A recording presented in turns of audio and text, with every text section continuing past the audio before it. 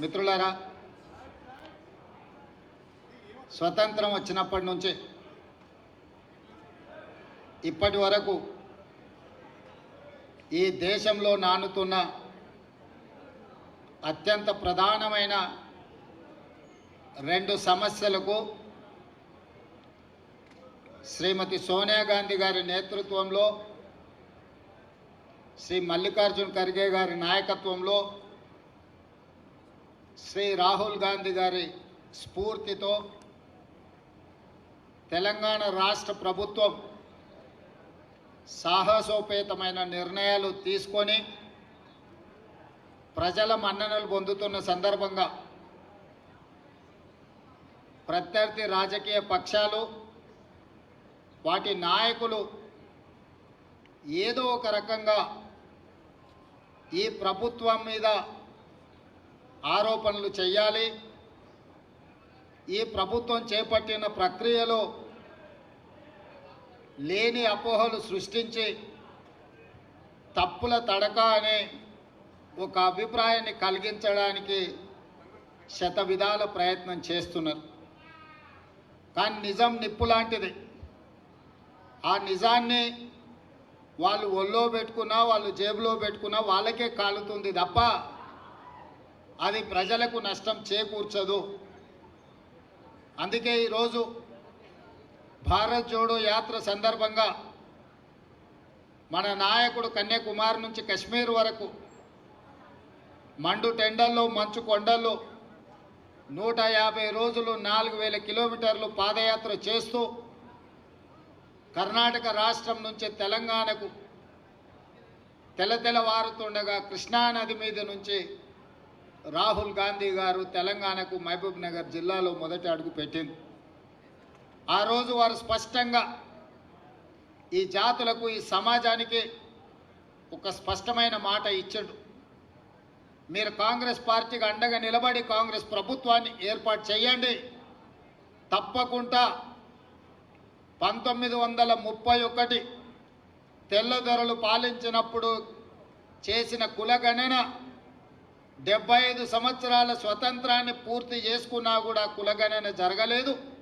తప్పకుండా కాంగ్రెస్ పార్టీ ఆ కులగణన చేస్తుంది. తెలంగాణ రాష్ట్రంలో మీరు అధికారాన్ని ఇవ్వండి అని చెప్పి రాహుల్ గాంధీ గారు ఈ జాతులకు విజ్ఞప్తి చేసింది. రాహుల్ గాంధీ కుటుంబం మీద ఉన్న నమ్మకం, విశ్వాసం, గాంధీ కుటుంబాల యొక్క త్యాగ చరిత్ర ఈనాటి కాదు. స్వతంత్రం రాకంటే ముందు ప్రజలు స్వతంత్రం కోరుకుంటే ఆనాడు మహాత్మా గాంధీ గారి నేతృత్వంలో శాంతియుతంగా రవి అస్తమించని తెల్ల దొరలని తరిమి ఈ దేశానికి స్వతంత్రం ఇప్పించి ప్రజలకు అండగా నిలబడ్డది ఆనాడు మహాత్మా గాంధీ గారు, గాంధీ కుటుంబం. దేశం కోసం ప్రాణాలు ఇచ్చి దేశ సమైక్యతను కాపాడిన మహాత్మా గాంధీ గారి యొక్క వారసత్వాన్ని ఈరోజు రాహుల్ గాంధీ గారు తీసుకోవడమే కాదు, శ్రీమతి సోనియా గాంధీ గారు 2004 సంవత్సరంలో ఆనాడు ఎన్నికల సందర్భంగా కరీంనగర్ గడ్డ మీద కాలు మోపినప్పుడు 4 కోట్ల తెలంగాణ ప్రజల ఆకాంక్ష, 60 సంవత్సరాల నుంచి మీరు చేస్తున్న పోరాటం నా దృష్టిలో ఉన్నది, తప్పకుండా మీ కళ నెరవేరుతుంది, మీ ఆకాంక్షలు నెరవేర్చే బాధ్యత నేను తీసుకుంటాను శ్రీమతి సోనియా గాంధీ గారు చెప్పింది. ఆ మాటలో భాగంగానే పక్క రాష్ట్రంలో పార్టీ చచ్చిపోయినా, కేంద్రంలో అధికారం కోల్పోయినా, తెలంగాణలో పార్టీ ఒడిదుడుకులను ఎదుర్కొన్న ఇచ్చిన మాట ప్రకారం 2014లో తెలంగాణ రాష్ట్రాన్ని ఇచ్చి శ్రీమతి సోనియా గాంధీ గారి మాట శిలాశాసనం, శిలా పలక మీద సువర్ణ అక్షరాలతో లిఖించదగిన మాట అని చెప్పి సోనియా గాంధీ గారు 2014లో నిరూపించారు. మరి ఆనాడు దేశం కోసం త్యాగం చేసి దేశానికి స్వతంత్రం తెచ్చిన మహాత్మా గాంధీ గారి స్ఫూర్తితో ఈనాడు రాజకీయ ప్రయోజనాలకు అతీతంగా 4 కోట్ల ప్రజల యొక్క ఆకాంక్షల్ని నెరవేర్చాలని తెలంగాణ రాష్ట్రం ఇచ్చిన శ్రీమతి సోనియా గాంధీ గారి స్ఫూర్తితో రాహుల్ గాంధీ గారు ఒక మాట ఇచ్చిండ్రు ఈ దేశానికి. ఎక్కడెక్కడైతే కాంగ్రెస్ పార్టీ రాష్ట్రాలలో అధికారంలోకి వస్తుందో ఆయా రాష్ట్రాలలో కులగణన చేసి ముఖ్యంగా బలహీన వర్గాల లెక్క తేల్చి వాళ్లకు ఇవ్వాల్సిన వాటా కోటా ఇచ్చే బాధ్యత కాంగ్రెస్ పార్టీ తీసుకుంటుంది. కేంద్రంలో ప్రభుత్వం ఏర్పాటు చేసి రాజ్యాంగాన్ని సవరించి 50% రిజర్వేషన్ల నిబంధనను తొలగించి బలహీన వర్గాలకు రిజర్వేషన్లు పెంచడమే కాదు, వాళ్ళ జనాభాను లెక్కగట్టి దామాష ప్రకారం నిధులను కేటాయిస్తామని రాహుల్ గాంధీ గారు మాట ఇచ్చారు. మరి అంత త్యాగాల వారసత్వాన్ని తీసుకున్న రాహుల్ గాంధీ గారు మాట ఇస్తే ఆ మాటను నిలబెట్టాల్సిన బాధ్యత ఆనాటి పిసిసి అధ్యక్షుడిగా నా మీద, ఆనాటి సిఎల్పి నాయకుడిగా బట్టి విక్రమార్క గారి మీద ఉన్నది. అందుకే మేమిద్దరం ప్రభుత్వం ఏర్పడ్డ తర్వాత చాలా సందర్భాలలో చర్చించి దీన్ని పారదర్శకంగా ప్రజలకు అందుబాటులోకి తీసుకురావాలని ఆలోచన చేసినాం. శాసనసభలో పెట్టినాం, చర్చలు చేసినాం, మంత్రివర్గ ఆమోదం తీసుకున్నాం, మంత్రివర్గ ఉపసంఘాన్ని వేసినాం.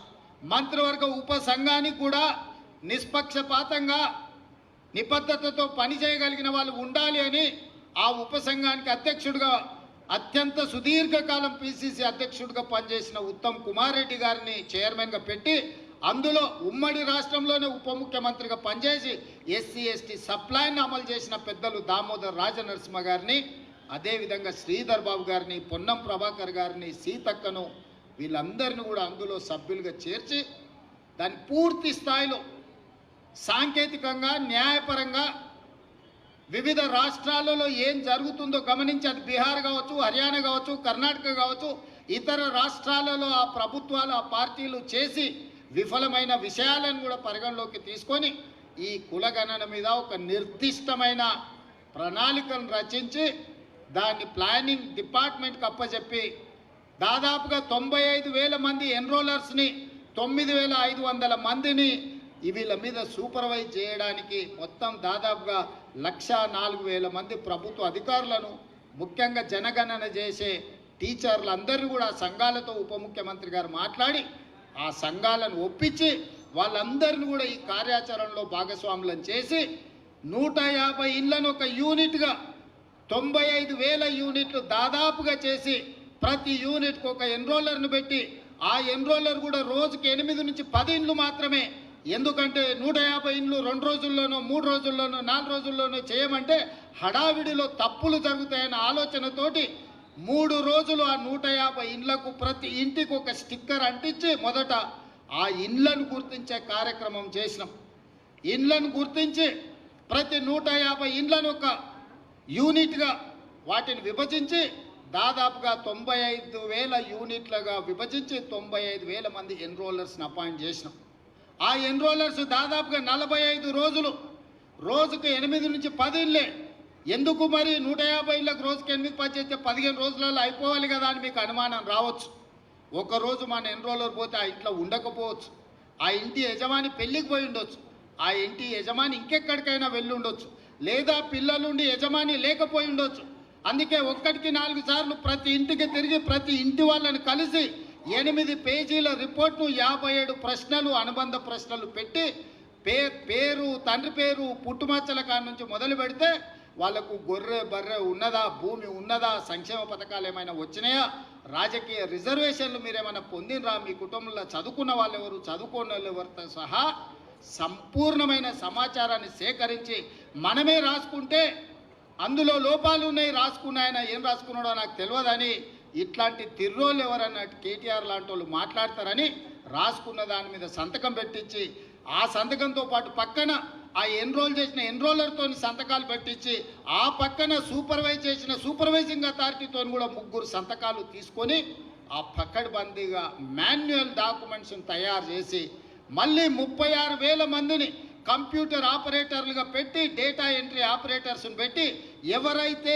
ఇల్లు తిరిగి సమాచారాన్ని సేకరించిందో వాళ్ళే కంప్యూటర్ ఆపరేటర్ దగ్గర కూర్చొని వాళ్ళే చెప్పి కంప్యూటర్లో ఎంట్రీ చేయించాలి. ఎందుకంటే ఇంగ్లీష్లో రాసుకున్నోనికి ఈజీగా అర్థమైంది, పక్కోడు చదివితే తీ కావచ్చు, తా కావచ్చు, కీ కావచ్చు, కా కావచ్చు, ఈ కన్ఫ్యూజన్లన్నీ ఉండొద్దు అని ఎవరైతే ఇల్లు తిరిగి సమాచారాన్ని సేకరించిందో వాళ్ళే డేటా ఎంట్రీ ఆపరేటర్ పక్కన కూర్చొని ఆ 150 కుటుంబాలకు సంబంధించిన సమాచారాన్ని కంప్యూటరైజ్డ్ చేపించి కంప్యూటర్లో కూడా మొత్తం డేటా సేకరించి ఎనాలిసిస్ చేసి ఈరోజు ఇంతకుముందు పెద్దలు బట్టి విక్రమార్క గారు చూపించిన విధంగా బలహీన వర్గాల లెక్క 5 కేటగిరీలు ABCDE. ఇవాళ కొంతమంది అంటారు మైనారిటీల లెక్క ఎట్లా తీసిరని. మైనారిటీల లెక్క తీయక తప్పదు, ఎందుకంటే BCE గ్రూప్ కింద వాళ్ళకు కూడా 4% రిజర్వేషన్ ఉన్నది. ఇది చట్టపరంగా సుప్రీంకోర్టు ఇచ్చిన రిజర్వేషను. ఆనాటి యూపీఏ ప్రభుత్వం మన్మోహన్ సింగ్, సోనియా గాంధీ గారు, రాజశేఖర రెడ్డి గారు ఇచ్చిన రిజర్వేషన్. మరి ఈ 5 కేటగిరీలకు A category, B category, C category, D category, E category, ఈ అన్ని కేటగిరీలను విడివిడిగా ఎంతమంది ఉన్నారని లెక్క తేలిస్తే బలహీన వర్గాల లెక్క 56.33% లెక్క తేలింది. మా దళిత సోదరులది 10.45% తేలింది. మా గిరిజన సోదరులది 10.08% తేలింది దాదాపుగా. అదేవిధంగా ఆనాడు 12 గంటలల్లా ఒక్క రోజు చంద్రశేఖరరావు కాకి లెక్కలు చెట్ల మీద ఇస్తరాకులు కుట్టినట్టు లెక్కలు కట్టి ఇదే పెద్ద బైబిలు, ఇదే ఖురాను, ఇదే భగవద్గీత, ఈ లెక్కనే కరెక్ట్ అని కాకి లెక్కలు చూపించాడు. నేను ఆ కాకి లెక్కలకు ఒకటే చెప్పదలుచుకున్నా. మా దామాన్ని ఇక్కడనే ఉన్నాడు. SC ఉపకులాలు 59 మంది. ఇన్నేళ్ల నుంచి ఆ లెక్క కరెక్ట్గా ఉంది. కానీ కాకి లెక్కల కేసీఆర్ చేసిన సమగ్ర కుటుంబ సర్వేలో SC ఉపకులాలు 82 కులాలని తేల్చాడు. ప్రభుత్వం దగ్గర అధికారికంగా డేటా ఉంది, డాక్యుమెంట్ ఉంది. మా దామన్న కాగితం తీసుకొని చూపించాలి. 59 కులాలు అని మిగిలిన SC ఉపకులాలు ఎక్కడి నుంచి వచ్చినాయో చంద్రశేఖరరావు చెప్పాలి. ఇక ఆయన సక్కనైన లెక్క కడితే గిట్ల తేలింది. చదువుకోకముందు ఎవడో కాకరకాయ అన్నాడంట, చదువుకున్నాక కీకరకాయ అన్నాడంట. లెక్క కట్టనప్పుడు లెక్కలేదైనప్పుడు మా దళిత సోదరుల 59 కులాలు ఉపకులాలు ఉంటే చంద్రశేఖరరావు లెక్కలు కడితే 82 అయినాయి. ఈ సొక్కమైన లెక్క తీసుకొచ్చి నా లెక్కనే ఇది కరెక్టు, నేను సత్యహరి చంద్రుని, ఆయన పోతా ఆయన వారసుడిగా నేను పుట్టినా, నా లెక్కకు ఈరోజు బట్టి విక్రమార్క, రేవంత్ రెడ్డి, ఉత్తమ్ కుమార్ రెడ్డి చేసిన లెక్కకు పొత్తన లేదు, ఇది తీసి పక్కన పడేయండి అంటుండు. నిజంగానే చంద్రశేఖరరావు దీన్ని అనాలి అంటే ఎప్పుడు ఆయనకు నైతిక హక్కు వస్తుందంటే ఆయన సమగ్ర కుటుంబ సర్వేతో పాటు ఈనాడు ప్రభుత్వం చేసిన కులగణంలో ఆయన కొడుకు, ఆయన అల్లుడు అందులో లెక్కలు రాపిస్తే ఆయన లెక్క గురించి మాట్లాడడానికి అధికారం ఉంది. అసలు తెలంగాణ సమాజంలో జీవించే హక్కే చంద్రశేఖరరావుకు లేదు. ఈ సమాజంలో ఉన్న ప్రజల అందరి లెక్క కట్టి అధికారికంగా ప్రభుత్వం చేసిన లెక్క ఇది ప్రైవేట్గా రేవంత్ రెడ్డి, బట్టి విక్రమార్కను, ఉత్తమ్ కుమార్ రెడ్డి గారు వ్యక్తులుగా చేసిన లెక్క కాదు. ఇది ప్రభుత్వం లెక్క, అధికారిక లెక్క. ఈరోజు లెక్క పక్కాగా ఉండాలని ఇల్లు తిరిగి ప్రతి 150 కుటుంబాలకు ఒక ఎన్రోలర్ను పెట్టి రోజుకి 8 నుంచి 10 కుటుంబాల లెక్కనే తేల్చి ఈరోజు స్పష్టంగా 3,54,00,000 పైచిలకు ఈరోజు లెక్క తేల్చినాం. వీళ్ళందరూ వాళ్ళ సమాచారాన్ని ఇచ్చిన వాళ్ళు, వాళ్ళందరూ జనజీవన స్రవంతిలో ఉన్నోళ్ళు. ఇప్పుడు 16 లక్షల పైగా జనాభా జనజీవన స్రవంతిలో లేరు. అందులో ముందు వరుసలో చంద్రశేఖరరావు, ఆ తర్వాత తారక రామారావు, ఆ తర్వాత హరీష్ రావు, ఆ తర్వాత పోచంపల్లి, నిన్నమన్న గ్యాంబ్లింగ్ చేసిన పోచంపల్లి శ్రీనివాసరెడ్డి, గ్యాంబ్లర్స్ అందరూ అందులోనే ఉన్నారు. ఈ గ్యాంబ్లర్స్కి ఇష్టం లేదు, ఎందుకంటే వాళ్ళ లెక్క తెలుస్తుంది. వాళ్ళ లెక్క తెలిస్తే పోయిన మంత్రివర్గంలో 4 ఆయింటోళ్ళు ఎట్లున్నారని మీరంతా మా బలైన వర్గాల సోదరులు అడుగుతారు, కడుగుతారు, వంగబెట్టి దంచుతారని లెక్క తెలియదని కుట్ర చేస్తుండ్రు. ఇక మా దాంట్లో మా అమాయక సోదరులు 75 ఏళ్ళ తర్వాత ఒక లెక్క పక్కాగా మనం చేస్తే దాన్ని అర్థం చేసుకోకుండా ఈ లెక్క తప్పు అని అంటారు. ఈ లెక్క తప్పు అంటే మళ్ళీ మొదటికి వస్తుంది. అంటే ఇక మీ జీవితంలో ఈ లెక్క రావద్దని చంద్రశేఖరరావు ఏదైతే కుట్ర చేస్తుండో మీరు కూడా తెలియకుండానే ఆ కుట్రకు సహకరిస్తారు. నేను ఇవాళ వేదిక మీద నుంచి ఛాలెంజ్ చేస్తున్నా, ఎవరైతే 8 పేజీల లెక్కలో వివరాలు ఇచ్చి సంతకాలు పెట్టారో ఏ దాంట్లో కూడా ఒక్క తప్పు లేదు. ప్రతి కాలం వాళ్ళు రాసిచ్చిందే మా వాళ్ళు రాసుకున్నారు, వాళ్ళు సంతకం పెట్టిందే ప్రభుత్వం దగ్గర ఉంది. మేము రాసుకోలే ఈ లెక్కలు, వాళ్ళు రాసి సంతకం పెట్టిన లెక్కనే మేము సేకరించినాం. 3,54,00,000 పైచిలకు ఏదైతే లెక్క ఉందో వాళ్ళు ఇచ్చిన సమాచారం 96.9% లెక్కలు ఇచ్చారు, 3.1% లెక్కలు ఇవ్వలేదు.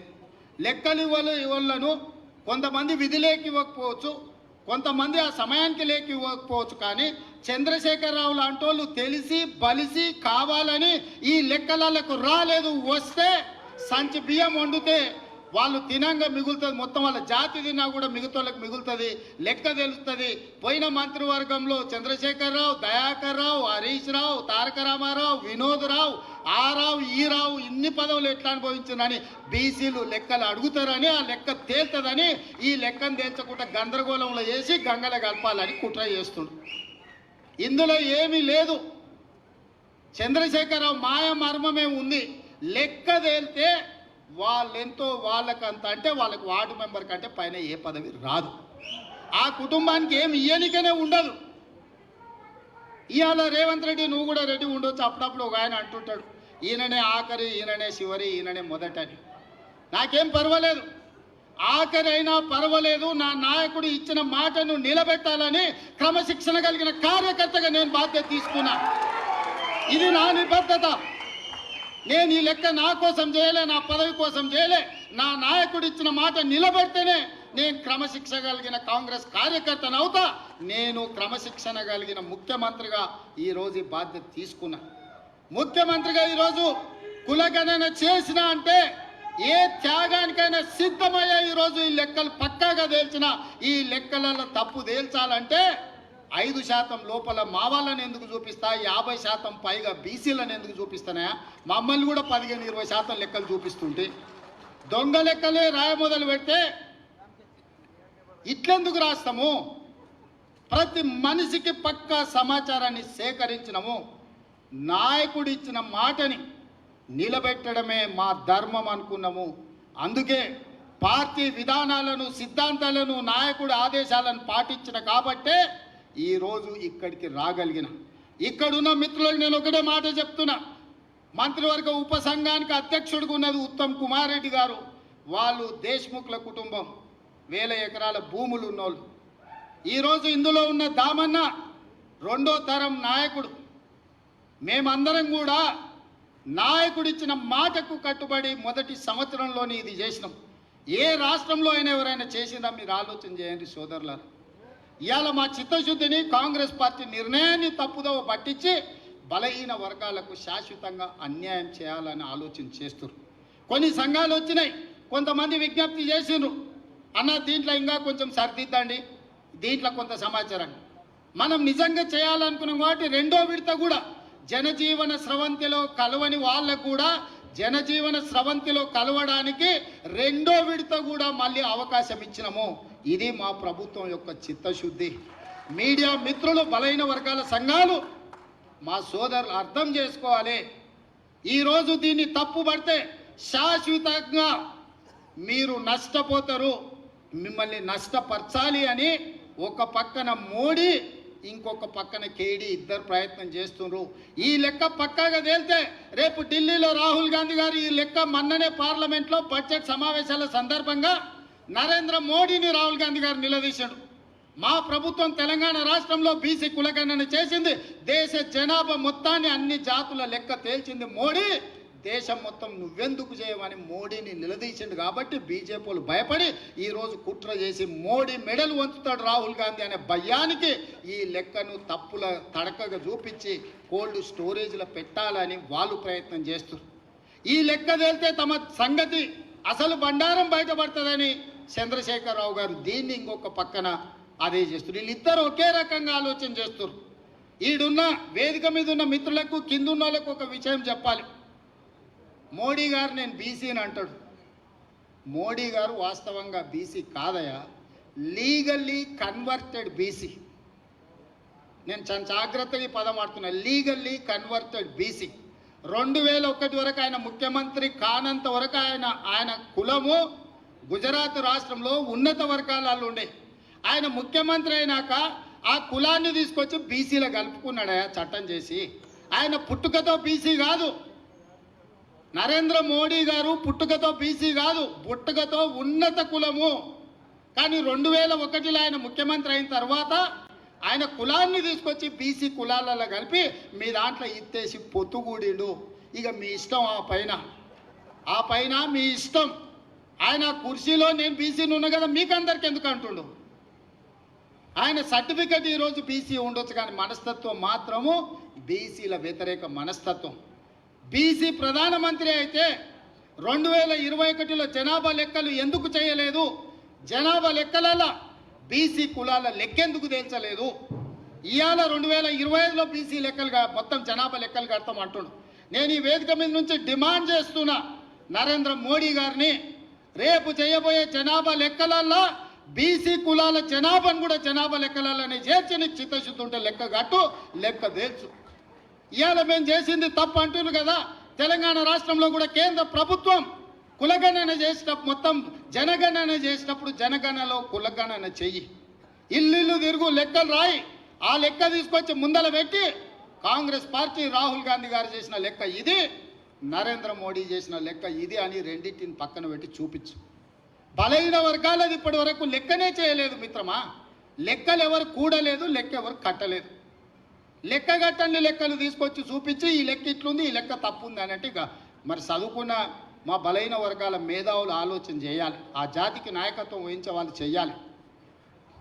మమ్మల్ని ఈరోజు తప్పు పడితే ఈ తప్పు మాకు కాదు మీకే నష్టం. ఈ లెక్కలు పక్కాగా తేల్చినాం. ఇవాళ 56.33% బలహీన వర్గాల లెక్క తేలింది ABCD ఈ కేటగిరీ కింద. రేపు ఏడికైనా ఏ కోర్టు దగ్గరికైనా వెళ్ళి మీ రిజర్వేషన్లు పెంచుకోవాలంటే ఇది లెక్క ఉంది తెలంగాణ రాష్ట్రంలో, స్థానిక సంస్థల లెక్క తెలుసండి అని సుప్రీంకోర్టు ముందర పోయి నిలబడవచ్చు. ఇవాళ ఎంత మనం 42% ఇస్తామన్నాం, ఇవాళ జనాభా లెక్క 56.33% తేలింది. పక్కా లెక్క తీసుకెళ్లి సుప్రీంకోర్టు ముందర పెడితే కోర్టు కూడా ఈరోజు అభ్యంతరం పెట్టడానికి లేదు. ఇవాళ చట్టాన్ని సవరించాల్సిన ఒత్తిడి కేంద్ర ప్రభుత్వం మీద ఉంటుంది. అదేవిధంగా వర్గీకరణ గురించి మా పెద్దలు దామానే చెప్తాడు.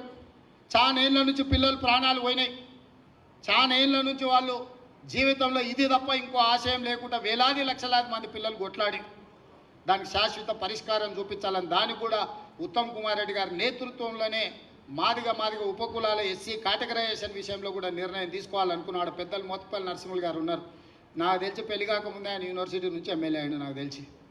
ఆ రోజు నుంచి ఈ రోజు వరకు ఈ సమస్యను ఏదో పరిష్కారం చూపించాలని చాలా ఏళ్ళ నుంచి చేస్తుంది. ఇవాళ శాశ్వతంగా పరిష్కారం చూపించినాం. మొత్తం 15% ఎస్సీ రిజర్వేషన్లో 9.75% మాదిగ ఉపకులాలకు వస్తే 5.25% మాల ఉపకులాలకు వచ్చింది. ఇక దీన్ని కూడా ఎవరో ఒకరు తప్పు పట్టాలి, దీన్ని ఏదో ఒక రకంగా తప్పుదో పట్టించాలని కొంతమంది మిత్రులు చేస్తున్నారు. ఇట్లాంటి దీంట్లల్లో పడకండి. ఎందుకంటే ఏ రాష్ట్రం, ఏ ముఖ్యమంత్రి, ఏ పార్టీ చేయని సాహసోపేతమైన కార్యక్రమాన్ని మన ప్రభుత్వం చేసింది. నా మంత్రివర్గ సహచరులు, నా శాసనసభ్యులు అండగా నిలబడి మంత్రివర్గంలో ఆమోదించి శాసనసభలో దాన్ని తీర్మానం చేసి రేపు చట్టాన్ని చేయబోతున్నాము. ఇంత గొప్ప లక్ష్యం ముందు చిన్న ఆరోపణలు చేస్తే వాటి వైపు చూడకండి. ఇంత గొప్ప నిర్ణయం ఈ దేశంలోనే జరగలేదు. తెలంగాణ రాష్ట్రం ఎంత ముఖ్యమో ఇవాళ ఈ దేశంలో ఈ రెండు సమస్యల పరిష్కారం కూడా అంతే ముఖ్యం. అంత శాశ్వతమైన సమస్యను, శాశ్వతమైన పరిష్కారాన్ని ఈరోజు మనం చూసుకున్నాం. అందుకే మిత్రులారా, ఎవరు మాట్లాడినా ఛాలెంజ్ చేయండి. ఏ లెక్క తప్పుందో, ఏ వార్డులో తప్పుందో, ఏ ఇంట్లో తప్పుందో లెక్క చెప్పమని చెప్పును. ఇవాళ రానోళ్ళు బయట ఉన్నారు. వాళ్ళు ఇందులోకి వస్తే వాళ్ళు బీసీలు కావచ్చు, వాళ్ళు ఎస్సీలు కావచ్చు, మైనారిటీలు కావచ్చు, ఎవరైనా లెక్క ఆటోమేటిక్గా పెరుగుతుంది. లెక్క కట్టినోళ్ళు 3.1% బయట ఉన్నారు. లెక్క కట్టినోళ్ళు 96.9% లెక్కలలో. లెక్కలకు వచ్చిన వాళ్ళ దాంట్లోనే శాతం ఇచ్చినాం. లెక్కకు రానోళ్ళు ఇందులోకి వస్తే ఆటోమేటిక్గా బీసీలు పెరగడానికి అవకాశం ఉంటుంది, ఎస్సీలు పెరగడానికి అవకాశం ఉంటుంది, మైనారిటీలు పెరగడానికి అవకాశం ఉంటుంది. దీన్ని మళ్ళా రెండో విడత ఏదైతే అవకాశం ఇచ్చినామో ఈ అవకాశాన్ని సద్వినియోగం చేసుకోండి. జనజీవన స్రవంతిలో కలవండి అని చెప్పండి. మా బలహీన వర్గాల సోదరులకు, సంఘాలకు నేను విజ్ఞప్తి చేస్తున్నా. చంద్రశేఖరరావు ఇంటి ముందల, హరీష్ రావు ఇంటి ముందల, తారక రామారావు ఇంటి ముందల మేలుకొలుపు డప్పు కొట్టండి. మేలుకొలుపు డప్పు కొట్టండి. వాళ్ళు లెక్కలకు రాకుంటున్నంత కాలం ఈ లెక్క తప్పు అని చెప్తారు. వాళ్ళని లైన్లో నించోబెట్టి లెక్కలకు తీసుకురండి, లెక్క కట్టండి. అప్పుడు లెక్క పూర్తిగా తేలుతుంది. లేకపోతే సామాజిక బహిష్కరణ అనే శిక్ష విధించండి వాళ్ళకు. ఇవాళ ఈ బలహీన వర్గాల ఈ జనాభా లెక్కలల్లో కేసీఆర్ కుటుంబం కింద నమోదు చేయించుకోకపోతే సామాజిక బహిష్కరణనే వాళ్ళకు శిక్ష. ఆ సామాజిక బహిష్కరణ చేయడానికి మీరు అందరు సిద్ధమా? అన్న వాళ్ళు గట్టిగా చెప్పండి, సప్పట్లు కొట్టి చెప్పండి. ఈ కులగణన సర్వేలో పాల్గొనకపోతే, వివరాలు అందించకపోతే తెలంగాణ సమాజం నుంచి చంద్రశేఖరరావును, తారక రామారావును, హరీష్ రావును సామాజిక బహిష్కరణ చేయాలని ఈ సమావేశంలో నేను తీర్మానం ప్రవేశపెడుతున్నా. మీరు పెద్ద ఎత్తున సప్పట్లు కొట్టి ఆమోదించండి. మీడియా మిత్రులకు, ముఖ్యంగా టీ న్యూస్ వాళ్ళకు, గుమస్తా తెలంగాణకి ఇదంతా రికార్డ్ చేసుకొని పోయి చంద్రశేఖరరావుకు చూపించాల్సిందిగా కోరుకుంటూ సెలవు తీసుకుంటున్నా. ధన్యవాదాలు మిత్రులారా.